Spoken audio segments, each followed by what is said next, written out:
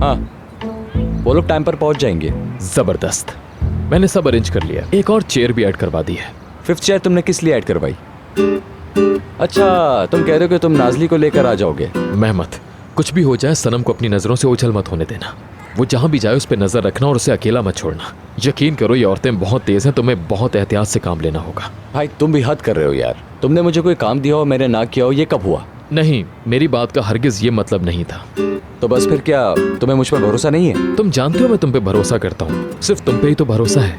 क्या तुम्हें नहीं मालूम ये? हाँ मालूम है।